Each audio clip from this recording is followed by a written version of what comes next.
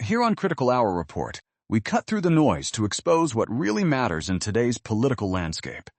If you've ever believed that Donald Trump has your back when it comes to the skyrocketing prices hitting your wallet every day, it's time to face a harsh reality. He simply doesn't care.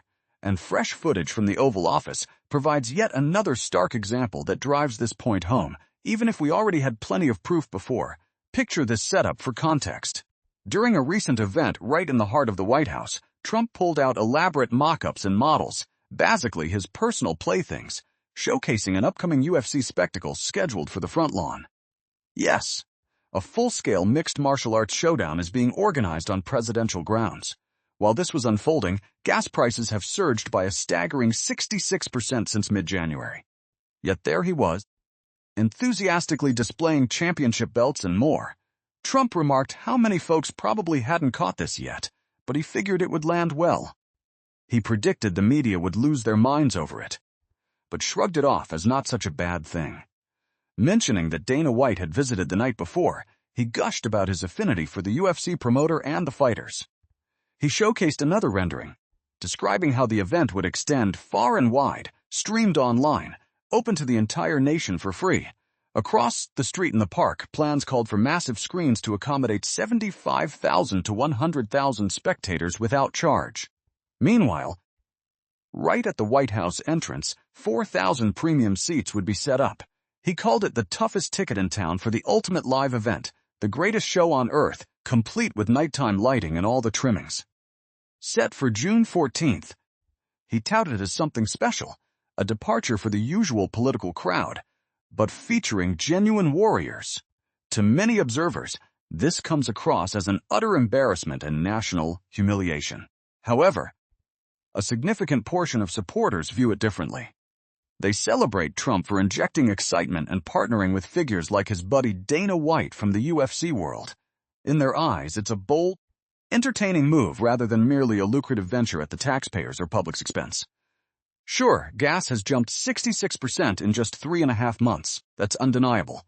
But for them, Trump toying with these visual aids and hyping a lavish fight on the White House grounds while families grapple with gasoline costing over $4.50 per gallon, or higher in some areas, is perfectly fine. That's the current state of affairs, they say. Consider for a moment the outrage that would erupt if gas prices had climbed this dramatically under Joe Biden's watch over the same period. Add to that scenario Biden spending weekends on the golf course regularly. Then layer on plans for an extravagant $400 million ballroom renovation, potentially funded partly by billions more in public money, all while staging a high-profile UFC bout at the executive mansion.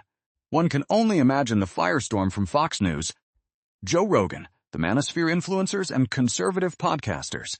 The hypocrisy meter would be off the charts, but Trump doesn't stop at actions. He openly admits his indifference. He stated outright that even if oil prices had skyrocketed to $200 a barrel following his decisions regarding Iran, it would still have been justified. In his words, he anticipated costs reaching $200 or $250 per barrel, though it settled around $100.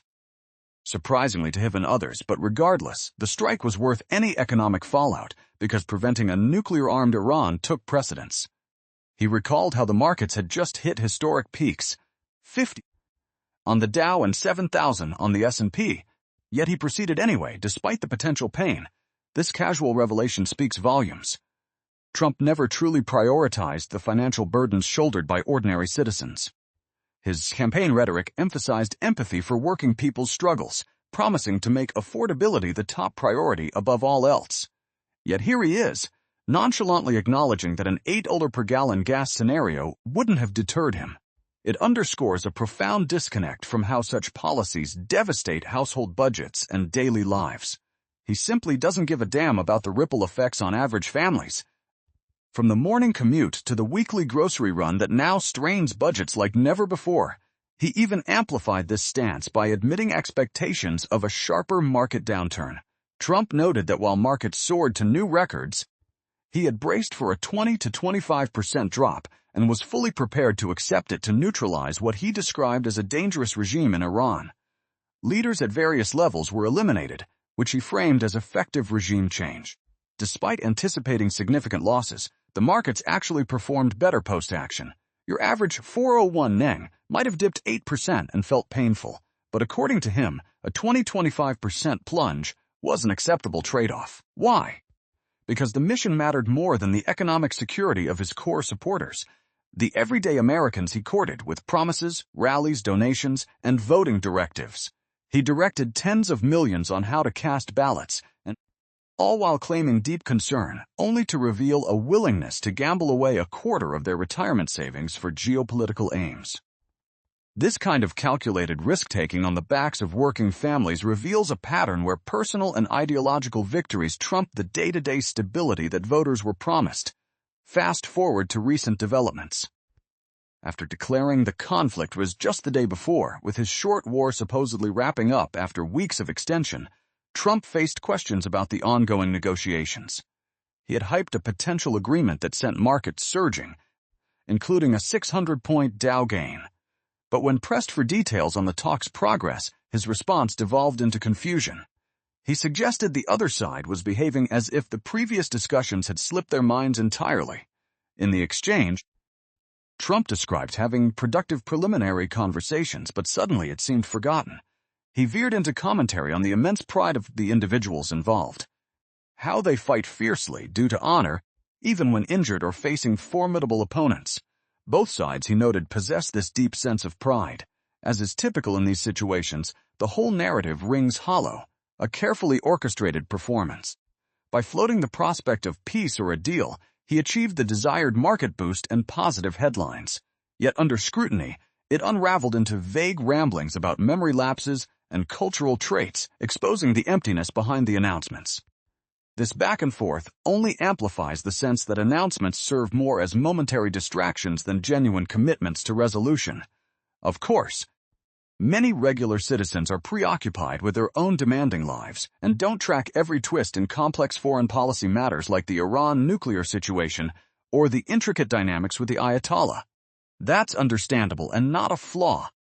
But the central lesson emerging from all this is crystal clear. The concerns of ordinary working people rank at the very bottom of this administration's list of priorities. They boast about reducing food stamp rolls by millions. But let's call it what it is. It wasn't through broad economic uplift that empowered people with higher wages, stable employment, or community support programs, making assistance unnecessary. Instead, it involved tweaking eligibility rules to simply remove people from the program, effectively telling them they no longer qualify regardless of their actual needs. That's not progress. It's exclusion dressed up as achievement. This administration fundamentally lacks empathy for the struggles of those they claim to champion, turning statistics into shields rather than solutions that address root causes like stagnant paychecks or unaffordable housing. We're left grappling with a bigger question. What exactly does it take to reach these self-absorbed authoritarian figures like Donald Trump? Perhaps the events of recent days offer some clues into their insulated worldview, where grand spectacles and personal alliances overshadow the quiet desperation of families stretching every dollar. In wrapping up this critical hour report analysis, it's evident that spectacles and bold gestures take center stage while the pocketbook pains of citizens are sidelined. This pattern forces us to reflect. In an era where leaders prioritize grand displays of power and personal alliances over tangible relief for families, how long can we afford to overlook the widening gap between promises and reality? What choices will we make as informed citizens to hold those in power accountable before the costs become irreversible?